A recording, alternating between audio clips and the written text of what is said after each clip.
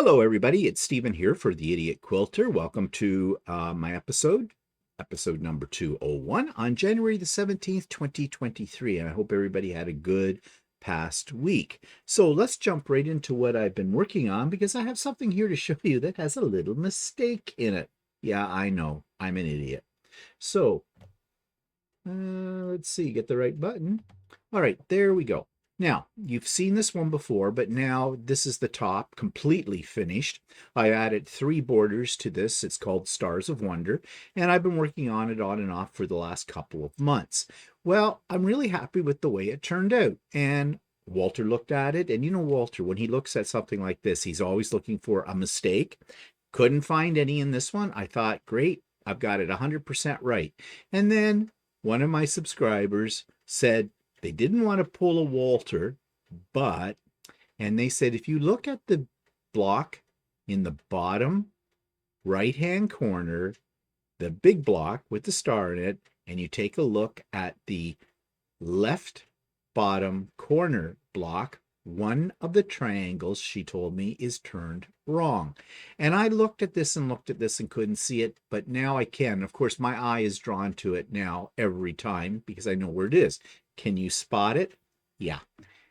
It's right down here. I don't know if you can see my arrow or not, but right here, this block. That is wrong. That should be, you see the other ones, how they're turned? See this one here? I've got it going down instead of up. I don't know how I did that. I must have, actually, this whole strip I must have sewn incorrectly at the very beginning when I was putting these together, and that's how it got by me.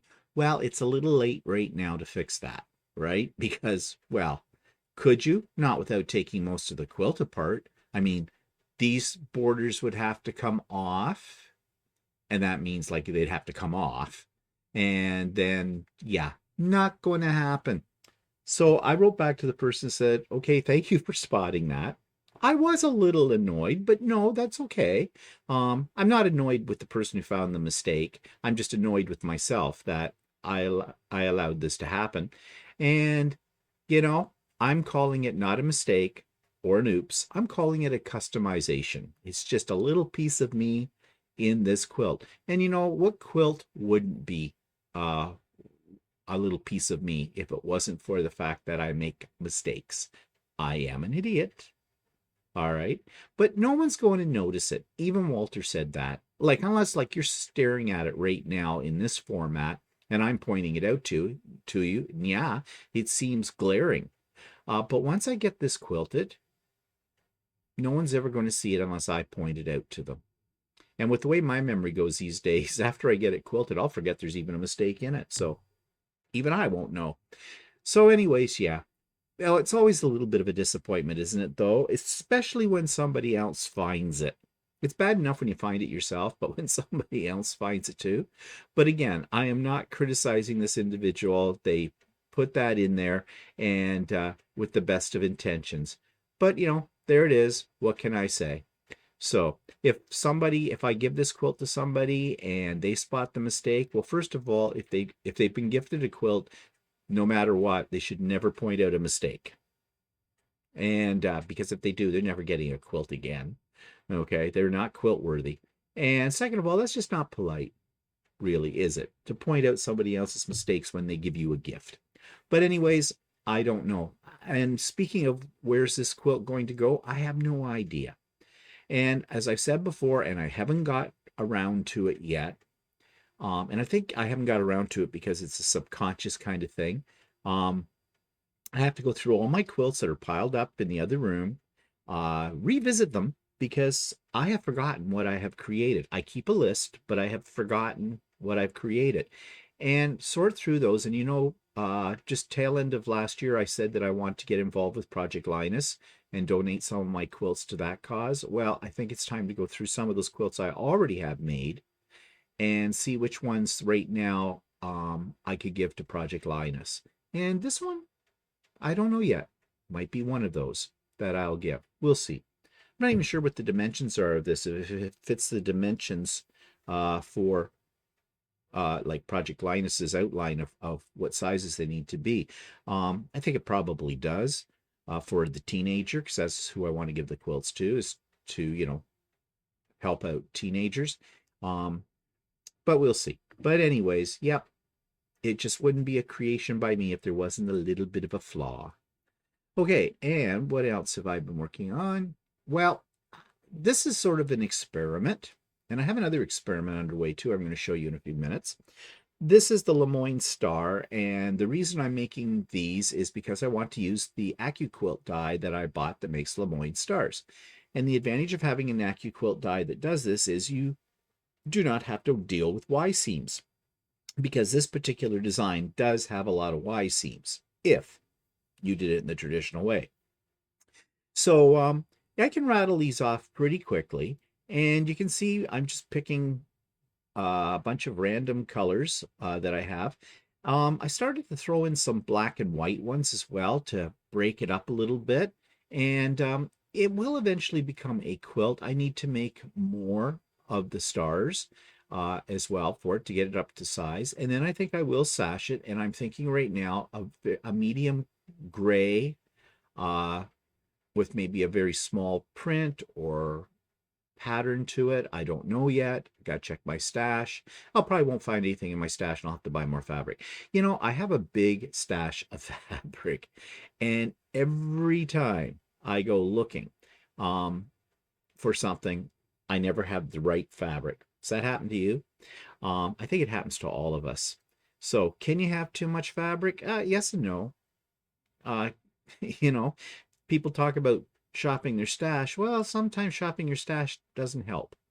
But anyways, as I said, this one right now, it's kind of on the back burner. I have a few little projects I'm working on. Well, I've got a lot of projects I'm working on at the same time. But I will come back to that eventually. And speaking of projects, let's talk about Stephanie and Steven's Sew Along. Okay, we're going into week 2 or session 2, whatever way you want to call it. That happens tomorrow, Wednesday, January the 18th. It's a live, so we will be live at 9 a.m. Eastern Time. And, well, again, I think I should have called this Idiot Quilter just idiot things that I do, because I did an idiot move with this sew along pattern. I picked a pattern that I thought would be really straightforward, really easy. And it is, unless you do what I will talk about in depth tomorrow on the live, unless you do what I did. However, it is recoverable. I got around it, and things are back on track, at least for me. Now, I'm hoping that I don't confuse people tomorrow. I'm trying to do my best to make sure everybody's on the same page and no problems. Everybody knows what's going on. And that's what we're aiming for. But I have warned people, and if you're part of the sew along, you know this. I have warned people, this is my first sew along. I've never done one before, and I'm bound to screw up. And yeah, I have. But thank goodness for Stephanie, because Stephanie's done them many, many times before, as you well know. And so Stephanie is the pro, and she's got my back. So it'll be fine. Everything will be fine. I don't want to get you all worried and upset. Carry on with whatever you're doing with it, because the pattern's fine. The pattern is right.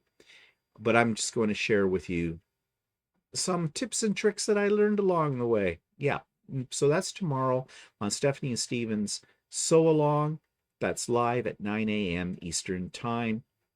Come here to my channel and you will find it. And if you can't make it at that time, but you still want to participate, it'll be rebroadcast as well. So you'll be able to pick up on it then. Okay, something else I've been experimenting with and I want to show to you are these. Now, I don't know what I'm going to do with them, but this is kind of a combination of improv piecing and applique. Almost looks like Frankenstein. I don't know, putting skin together, making a monster. Yeah, well, that's an image you won't get out of your head too soon. I did 4 of these. Why? Well, I needed something on Sunday to work on to clear my mind. I had just been doing stuff for the sew along and getting that all sorted out. Couple of other things I was trying to finish up, and I was just mentally kind of exhausted. And when I get to that point, then it's time to turn my attention to something else to rejuvenate.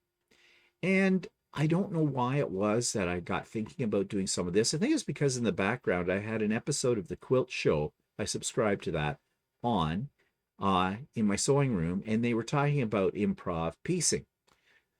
So I just went into my scrap bucket, pulled out some of these pieces. I just randomly cut them, just laid them down on my cutting mat, took my rotary cutter to them, sliced them up here and there, and then I started laying them down on top of a 10-inch layer cake square and started sewing on them. Now, I was doing everything that you should not do when you're doing like this kind of technique.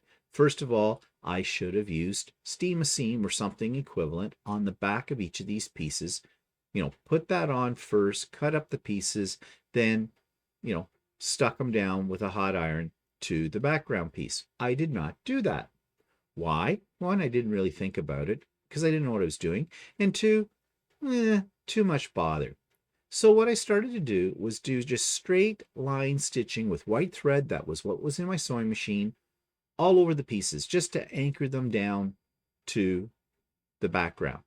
And then I got thinking, well, I got raw edges here, so let's just do a blanket stitch with the machine and go around everything. And I did. And it turned out to be a bit of a design. And I am thinking that I'll make some more of these. And when I get enough, I'll throw it all together as a quilt. It'll be wonky. And I'm even thinking at this point, going to be a lot of lines of stitching. But if it gets to the point where it becomes a quilt top, I'll throw it on Lucy, the long arm, and I will do an edge-to-edge quilting design. Probably something like more like just straight or curvy lines, not really a pattern, because by the time I get all those up, it's already got a lot of stitching to it and be very busy. But I don't know. It's just fun. It's just mindless and it's creative. So we'll see. So like I said, I don't know if I'll ever get to the point where it'll become a quilt or not. Every now and then when I need to clean my palette, I'll just reach into my scrap box and away I'll go. And I'm not going to worry about the colors. I mean, these were scraps that were sitting right on top. That's why they all kind of coordinate with each other. But I'm just going to do it randomly and see what happens. Actually, I'm thinking, if I spent, every other day, these don't take that long. They take maybe 15, 20 minutes, whatever. Dedicate 15, 20 minutes to making one of these, and in no time I'll have a pile. I don't know. We'll see about this. But it's just kind of fun. Very freeing in many ways. Okay, so what else has been happening in the last week? Well, Ultimate Sewing, my local quilt store, had their open house. I guess it's semi-annual. Is that twice a year? They usually have it twice a year. And at the open house, they show all the quilts and projects that they are offering for classes for the next few months. And you can sign up for them then. Now, I did not sign up for any classes right now. I'm afraid of getting overwhelmed. Plus, some of those classes most of those classes are in-person classes. And to be honest, I'm still a little iffy about in-person classes. You don't know what people are bringing to the class, and I'm not talking about their sewing machines. It's a small classroom. I feel very claustrophobic in there as well. I am claustrophobic to start with. And to be honest, and not to be critical, which is hard in this case, I don't find it a comfortable atmosphere physically because there's just too much stuff in that classroom. And, that's because the store is not that big. And, you want to keep your selection of fabrics and things. But there's people coming in there when you're taking a class. They're tripping over you trying to get at the fabrics because you're right there in front of them pretty much. And then they're hanging over your shoulder. And what are you working on? And I'm trying to listen to the instructor. I just find it not conducive to a classroom environment for learning. Not conducive to my style of learning. Again, I don't mean that as a criticism. I'm just being real here. Now, Donna, the hostess with the mostest, she does online classes as well, and I quite enjoy those. And she's got a new block of the month one coming up, and I was really interested in taking it. But the problem is we haven't finished the other block of the month one yet. I have the sew along with Stephanie. I have a retreat to plan for in May. Yeah, not going to say any more about it right now, but you'll know soon. And I got a lot on my plate. All right. Do I need another project hanging over my head? No, I don't. I have plenty to do. So I didn't sign up for any of the classes. And to be honest, most of the classes did not really thrill me. And that's not because they weren't worthwhile. It's just that, and this goes sound kind of arrogant and snotty, but I'm not a beginner anymore. And although some of those classes are a challenge, they aren't something that I necessarily need a class for. If I really want to do some of those projects, I'm sure I can do it without taking a class. And as I said, I did like taking classes because they were social. You know, it was nice to get together with other people and so. But I have other outlets for that now. You know, craft and chat, pop-up sew days, my sew on demand sort of a thing, although I haven't done that in a while. So I've got plenty of socialization happening in my life. So yeah. So I'm not taking any classes at Ultimate Sewing. It's a shame, but that's just me. Okay, so that takes me to something that I picked up when I bought the Santa sack this year from Quilter Quilting. This was one of the things that was in it. It's called the Quilt Builder Card Deck. Now, I had seen these before. I don't know how popular they are. I suspect they're not that popular, but I thought I'd give it a go. And will I use it? I don't know if I ever will, but I thought I would show you, if you've never heard of this, how it works, or at least how I think it will work. So I did a little video to explain this to you. I thought this week I'd explore this box that I got in the Quilter Quilt Santa sack this year.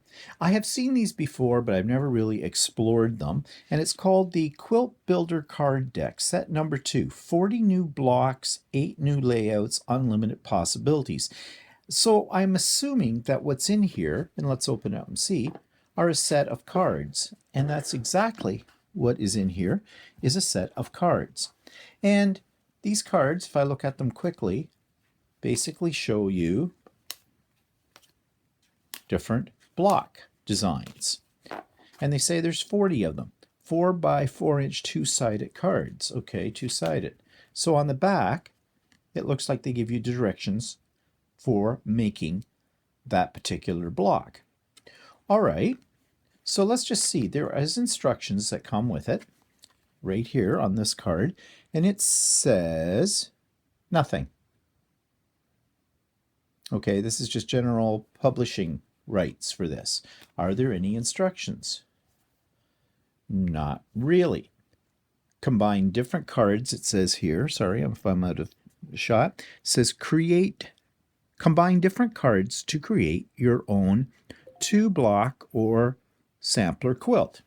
All right, so I'm assuming that what you do is you take these cards and you look through them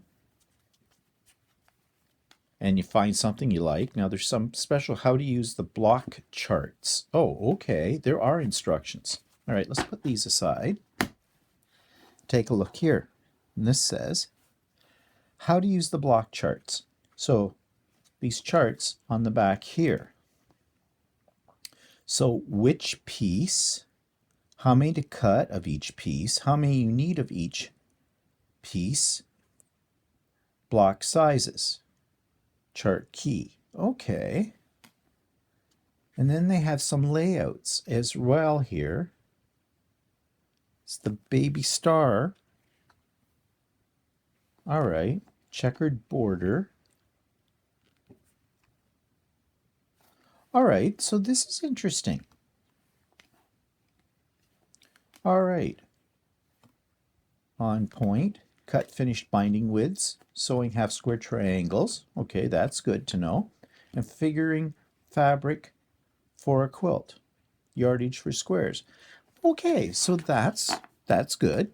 So let's take a look at these. So if I saw something in here that I was interested in making, let's say this one. It's called Basket C.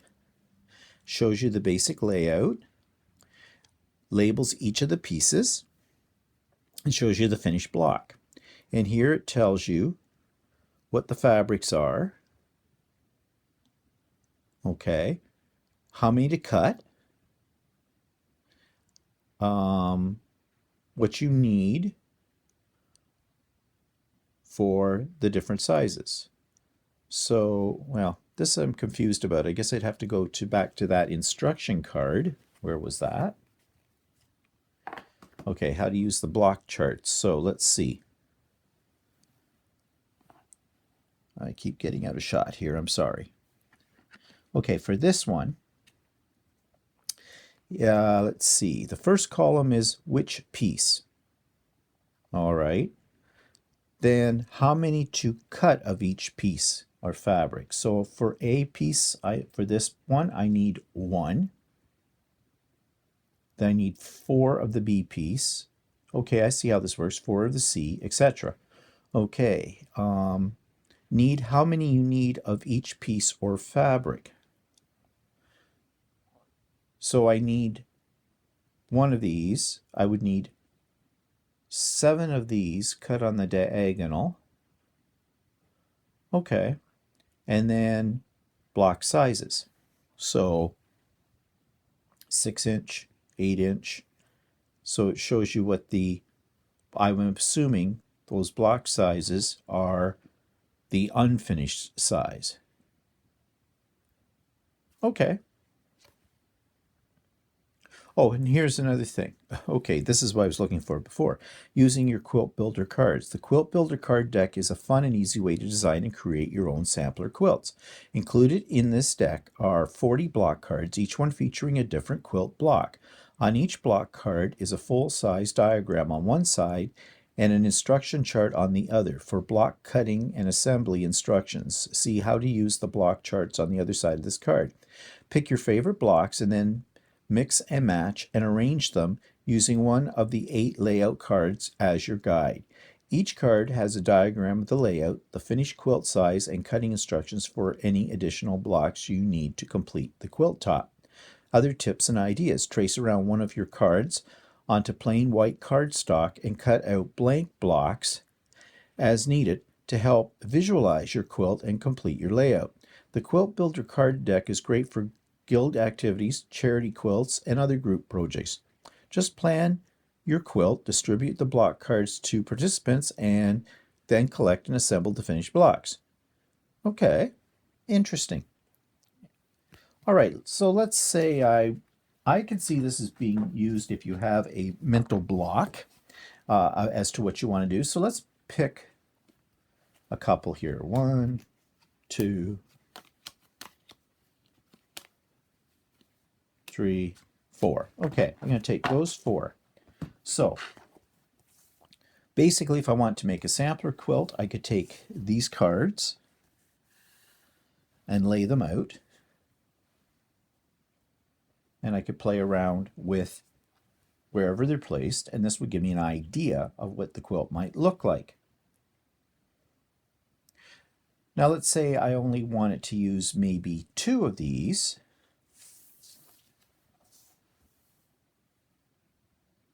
So I guess what I could do, see, I get the idea of what the secondary design would look like there. Put it down here, put it over here. So, you know, I could look at that and go, yeah, that's not an arrangement I like, or that's what I want.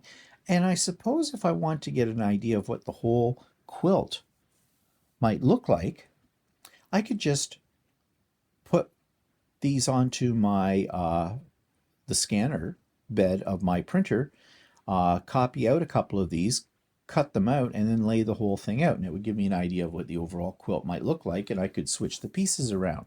They didn't say that in the instructions for using this, but I could see that as a potential. Or maybe I just want to experiment with a new block design or one that grabs me. Like, for example, I like stars. That looks like an Ohio star. No, that's a sawtooth star. Sorry, but it shows you all the pieces I need. And so I could, and what I need to cut out. So that would be interesting. So maybe I like that. And maybe I want to use something like this with it. And let's see, maybe this over here. I'm still getting out of the shot here, okay. And maybe one of these. Now I'm just playing. I'm just playing 52 pickup here, or 40 pickup, because there's only 40 cards. So yeah, it could be fun to play around with something like this, to give you some ideas or some inspiration for creating a quilt. We often have a block when we're putting something together. This might be a way to get over that or to get inspiration. So I'm saying that this might be fun to use. Now, I'm not sure what this retails for. I didn't look it up because, as I said, it came in my Santa sack from Quilter Quilting. Will I use it? Maybe. I don't know. I do have an AccuQuilt system, so I'm not sure, whether there's any advantage to this, but it might be an advantage if I want to just get some inspiration, as I said before, for a particular quilt design.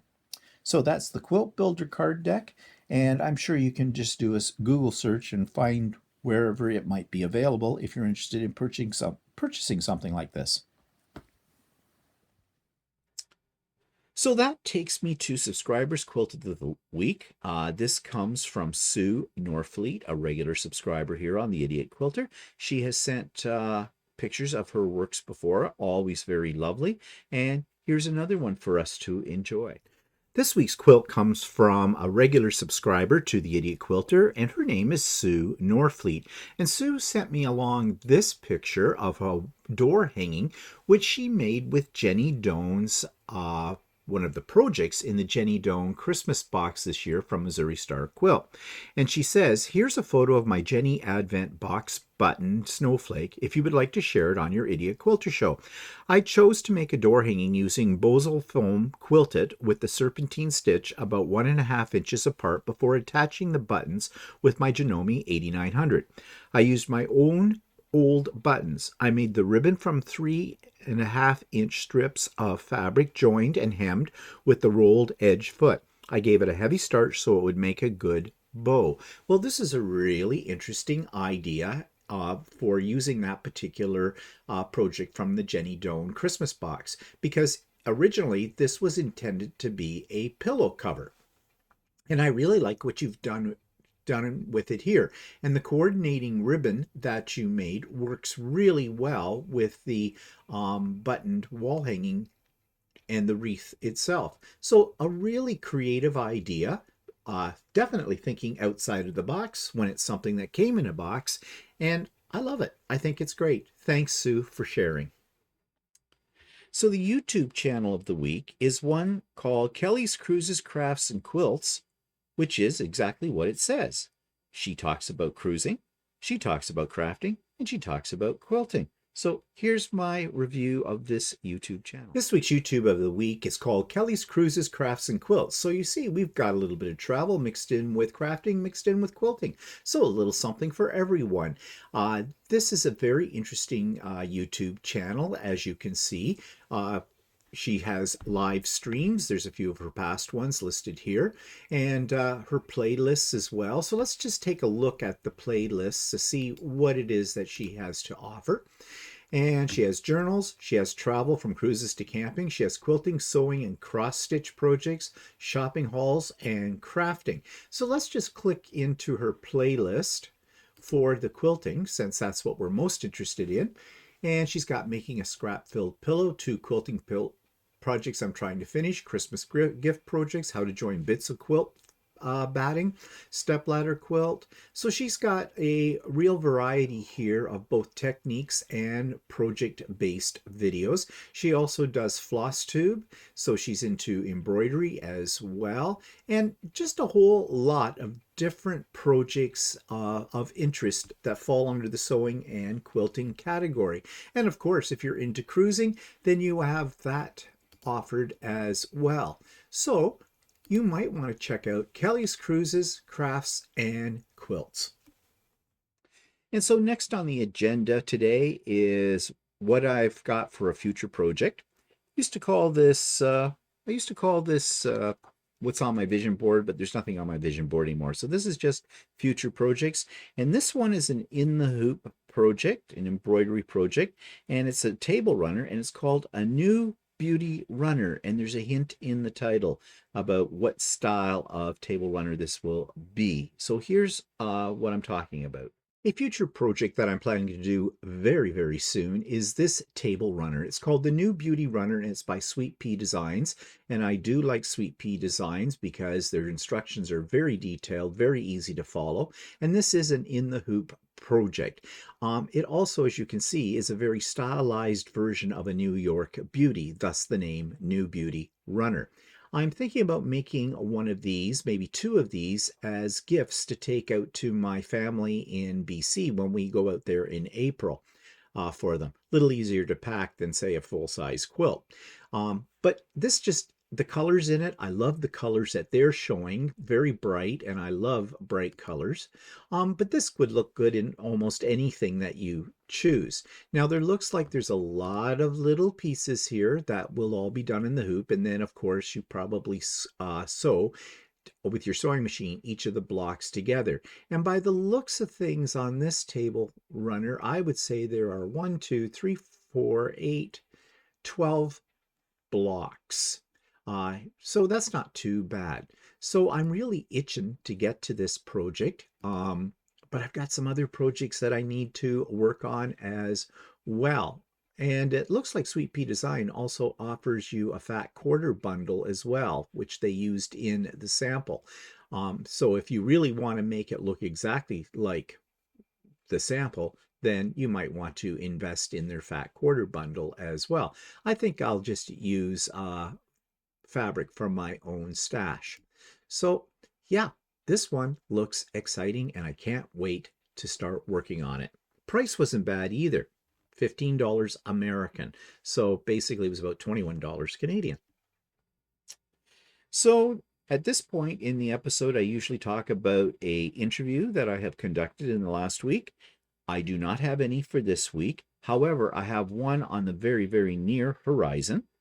And I'm not going to really reveal who this person is that I'm going to be interviewing, but I expect it's going to be a lot of fun because this individual is a lot of fun.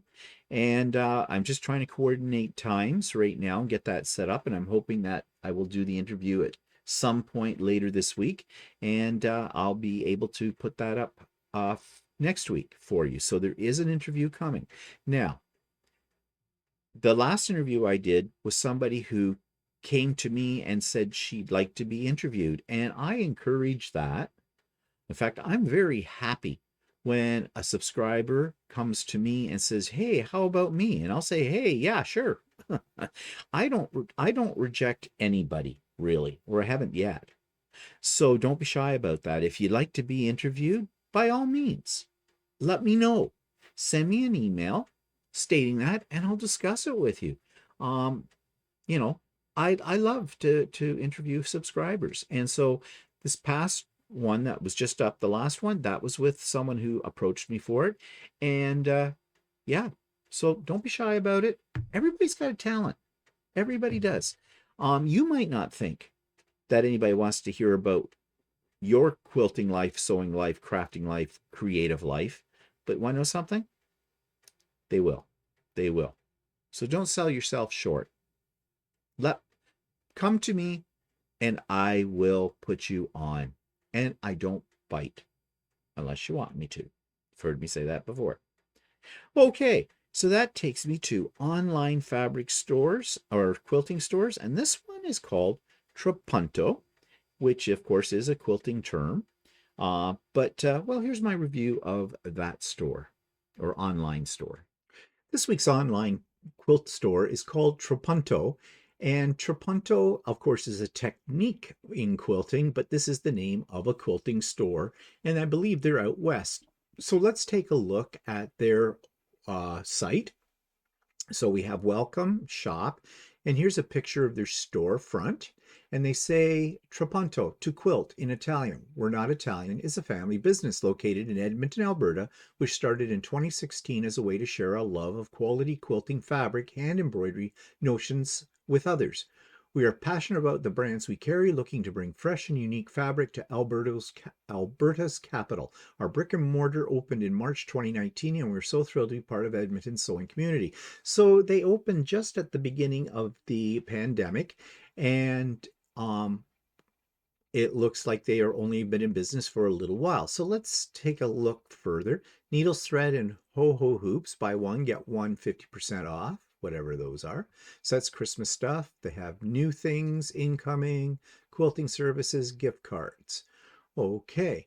And they're on Instagram, and they have a newsletter. All right, well, let's do some shopping. Let's look under their fabric category. January sale, clearance, newbies incoming, finished quilts by brand, themes, backings, batik, batting, basic blenders and solids, flannel interfacing and stabilizers, pre-cuts, panels, quilt and craft kits. Okay, quite a variety of things here. So let's look at their January sale. And what have we got? Autumn Journal, Bella Solids, Better Basics, Building Blocks. It's all in alphabetical order by the looks of things, which makes things easy if you know the name. Not a lot here in January to choose from, but let's check on their price. They say $5. Well, that's got to be for quarter meter. That's a quarter meter. So their price is $20 Canadian for a meter of fabric, at least in this line. Let's see what other lines they have by brand. So Three Wishes, Andover, Art Gallery, Black Birch. Well, they have quite a, well, do they? Yes, they do. They've got everybody. Liberty Fabrics, Northcott. Let's check out Northcott. Sorry about that. Had a little sneeze. Okay. Prices on Northcott, about $4.50 a quarter meter. So that's, what's that? That's $18 a meter, average price. Fairly good selection. Excuse me again, I have the sneezes and I don't know why. So that's in Northcott, but they had other brands as well. Let's see what their backing fabric runs. I'm assuming that's by quarter meter as well. So $6, $7.75, $9. So it looks like, oops, I think I just flipped here. Oh, I lost it here. Just a second. Let me find this again. Sorry, I'm having a little problem today. Backings. Okay, as I said, $7.75, $6, $9, $7. Yeah, a quarter meter. Well, that's not bad for wide back fabric. Like $8. So 30, well, no, that's $32. So about the average price, I guess. But a fairly good selection. 2 pages of selections in wide back. Not bad. It's okay. All right. So I did notice that they have batiks. Let's check out the batiks. $5, $2.50, some on sale. Not a lot, but some. What else do we have here? Batting. Let's see what they're selling their batting for. So they do have batting. Fusible, no, it's fusible fleece by the meter, it looks like. packaged batting. Doesn't look like they sell anything by the meter. It's all pre-packaged in various sizes, but it is Hobbs. So that's pretty good. Price-wise, average again. So far the prices have been nothing outstanding. They're not too expensive. They're not too inexpensive. It's middle of the road. Let's go down to their pre-cuts and see what they have to offer. Little handy fat quarter bundle, bright eye strip roll. Okay. So far, nothing is really standing out as really interesting. The ice dye flat stack, that's kind of interesting. It's on order. They don't have that in stock yet. Glad that they put that up there though, let you know. Well, they have 4 pages. Let's just pop into another page. So, yeah, as far as online stores go, they don't have a bad selection of pre-cuts. And prices again, what you would expect. Okay, what else is under fabric? Panels, quilt and craft kits. Let's take a look at that. Okay. Well, that's kind of an interesting little pin cushion thing. They've got some in the hoop embroidery kind of things, hand stitching. I think it's cross stitching, isn't it? Yeah, it's cross stitching. Um, Something called the magic paper. Oh, that has to do with stitching embroidery, hand embroidery.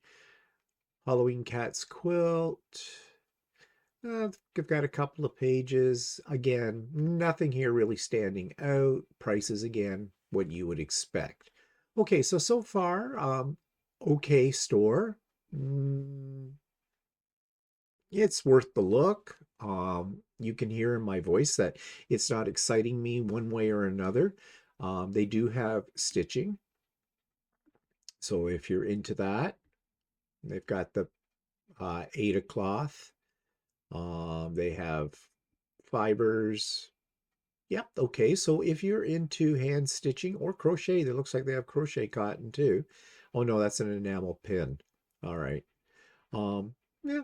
So they're not just, quilting. EPP, English paper piecing. So they have kits and tools for all of that. Well, there's some very interesting things here. So if you're into English paper piecing, this might be the place to check out. Fixins. I'm not sure what fixins are. Oh, notions. Okay. Never heard them called that. I guess they're being cute. Okay, and yeah, the usual kind of things you'd expect. And quilting services and long arm rental. Okay, so they will quilt for you. Quilting by check, I guess. Tells you all the details, how much it costs, that kind of thing. They show you their selection of pantographs, so they do them. I guess they're either doing pantographs manually or they're doing them by computer. I'm not sure. Did it tell us? Um,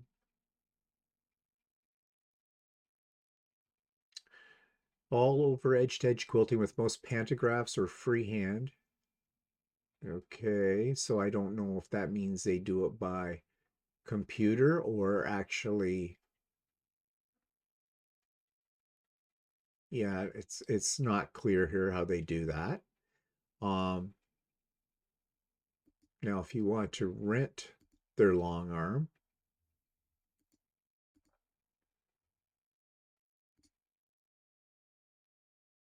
rental, jumpstart. Okay, they will load your quilt for you for $30 and the thread and set it all up for you. Okay. But what do they charge you?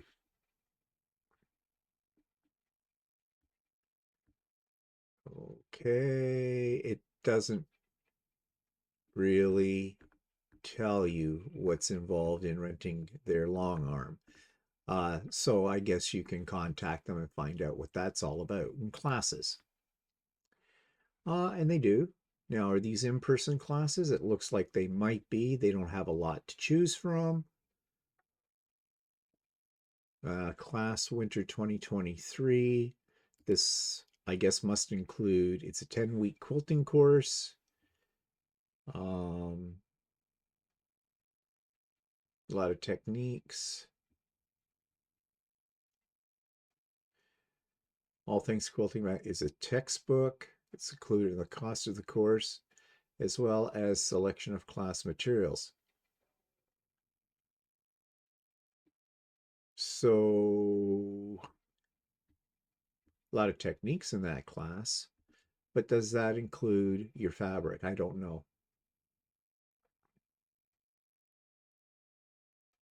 It says you can purchase the materials and supplies anywhere you choose. Okay, so that price looks like it does not include the fabric. So it's an expensive class, but it is a fairly involved quilt. So yeah. Okay, so that's Trapunto and might be worth a look. I don't see anything here that would make me want to order from them. Oh, now, what about their shipping? Let's see, did they have anything on shipping? Let's go to the bottom of their page. Shipping policy, here we go. Okay. Flat rate box is now available. A small box can hold roughly 8 meters of regular cotton fabric or 4 meters of flannel. Costs $18.49. If you're ordering more than these amounts, there are medium and large boxes. Okay, so they're all doing it by flat rate, which isn't bad. Free shipping over $200 Canadian. Okay, so yeah, shipping doesn't seem to be too bad at all with the flat box kind of shipping, which is something I have not really seen on other sites that I have reviewed. So that's something a little different. Okay, so maybe something here caught your eye and you'll want to check them out. And if you do, you'll find the link in the show notes below. That's Trapunto. So what's coming up in the next week? Well, today I'm off, depending on the weather, because we're supposed to be getting a little bit of, they're not calling it an ice storm, but some freezing rain, I guess, but it's supposed to be done by about now, I guess. But anyways, I actually haven't looked outside to see what it looks like. I have to do that. Anyways, if the weather's okay, we're going off to Kawartha Quilting because I ordered over the last weekend 3 AccuQuilt dies. I ordered one that does maple leaves because I'm all about Canadian stuff. I ordered another one that's called Cleopatra, and it's a very cool looking block, and I will show you that once I get the die. And then I decided to buy a die that makes some 10-inch squares, layer cake size. I could have used that while I was doing the sew along, but I didn't have one of those at the time. And I debated whether I really need one or not, but I thought, it might be handy, especially you get some larger scraps um, that, you could just trim to 10 inches and make your own layer cake kind of a thing for future projects. So, and Kawartha Quilting was having a big sale. So I thought it was the opportune time to get these. So I did, and I'm picking them up later today, hopefully. Um, the other thing too is, of course, I've already mentioned this, Stephanie and Steven's sew along. That's tomorrow, Wednesday, January the 18th, 2023, just in case you're watching this in the future. So this event would have passed by then at 9 a.m. Eastern Time. So join us for the fun and the frolic and well, fun for you, painful for me when I talk about the idiot things that I have done. But don't worry, as I said, if you're following along, you'll be fine. Nothing for you to worry about. Okay, so that's it for me this week, and I hope you have a good week. Looking ahead, I think we're going to do a thing about picking thread colors when you're doing machine embroidery. We've had a few people make some comments, ask some questions about that. They get an embroidery machine new to them, and then they are completely put into the fog of picking colors that are going to work with whatever they are sewing out. And so we're going to talk about how we do it, give you some tips and tricks and that kind of thing. So if you're interested in that, then be sure to tune in to Sew Chatty on Friday when it gets posted. We haven't made it yet, but it will be made. Okay, so that's it for me for now. So I hope you have a creative week. I hope you have a great week, and we'll see you later. Bye-bye.